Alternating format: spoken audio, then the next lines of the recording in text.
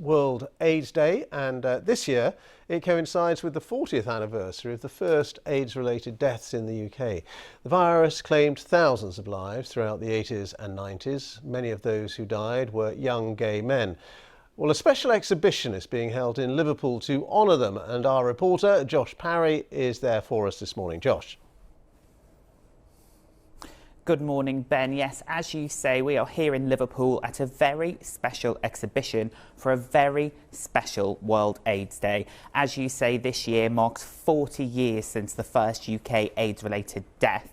Now, back then in the 80s and 90s, in the midst of the AIDS crisis, there was no official formal group commemoration for the lives that were lost. So instead, the LGBT community banded together and formed the AIDS Memorial Quilt. By 1994, the UK had its own quilt with more than 400 panels. And this one here that you'll see is very special. It was for a man called Brian King, and it was made by his best friend Jocelyn. And it went on display in 1996. Jocelyn and her friend Jerry have not seen it since. Well, that is until earlier this week when we introduced them to it for the first time in 25 years. Take a look at this. I remember seeing him for the first time. This is a story of friendship. Falling into the room, laughing his head off, with a great big sort of long scarf on. Kind of bumped into each other, and from that moment on, we gelled in a way that I've never experienced with anybody else ever since. And we were suddenly Brian and Jerry, and we stayed Brian and Jerry until the day he died. Together, they discovered Liverpool's gay scene. Brian took me to my first club. He dressed me up and backcombed my hair, and somehow we managed to get in. And someone did that with a little shutter to let us in, and we were in. And as soon as we went in, and we just dived on the dance floor and never looked back. It felt like there wasn't anything we couldn't do. It felt like the world was waiting, basically. Obviously, later in that period, quite a lot changed. Suddenly we started to hear, I think it was in the Pink paper or whatever paper it was, that there was this disease killing Americans. And we couldn't think that there was a disease just killing gays. You just didn't think that. And then suddenly it happened. There was that look of, thinness that sort of, I remember being really sort of overwhelmed by that.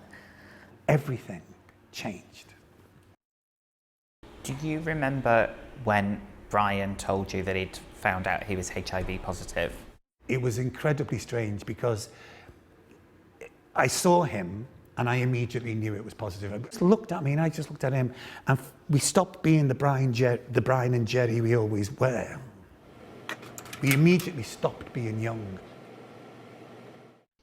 Brian died aged 29, 1 year before life-saving treatment for HIV would become widely available.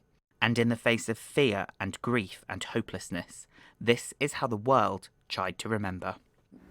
I've sort of been to see a few of the showings of the quilt and wondered if I might see Brian's, but it's never been out on exhibit. And now, obviously, it's going on display in Liverpool. Do you want to come and see it for the first time in 25 years? Yeah. Yeah. It's time, I think. How are you both feeling? It is overwhelming, and I feel quite shaky, to be honest. It's stunning.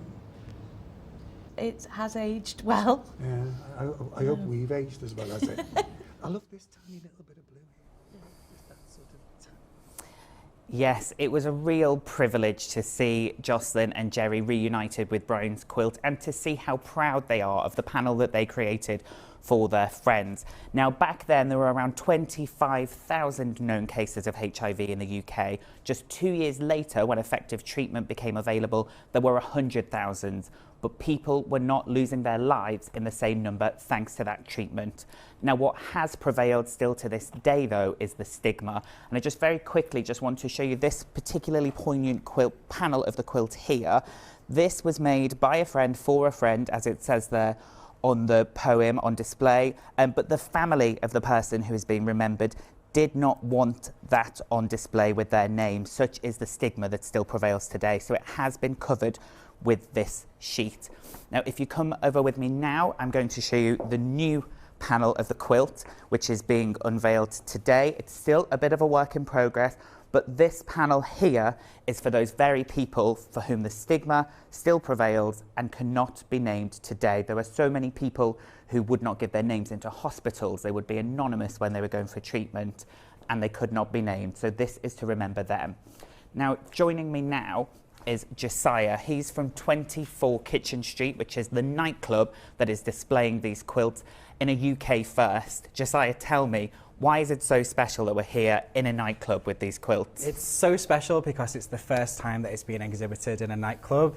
It's really special for us personally because of the last 8 years we've built an organic relationship with the queer community, and this kind of like solidifies the history of it. It solidifies the relationship between queer history and club culture, and it also just honours the relationship that we've built with the queer community over the past 8 years. And as you said, it's like a club first. It's the first time it's ever happened. So it's amazing. And part of it being in a nightclub surely must be that it attracts a bit of a younger audience. Of course. How important is it that we're educating young people today about the AIDS crisis of the 80s and 90s? Oh, massively. Like, I didn't know about the AIDS quilt until I was 20. I'm 28 now.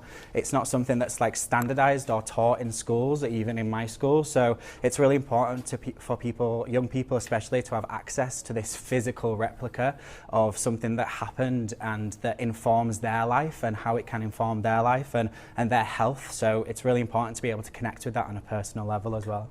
Cool. Brilliant. Well, thank you very much for speaking to us, Josiah. As I said, these quilts are a beautiful way to commemorate and celebrate those who lost their lives due to AIDS. And the hope is here in Liverpool at this exhibition that they will go some way to eradicating that stigma that still prevails. Josh, thank you so much.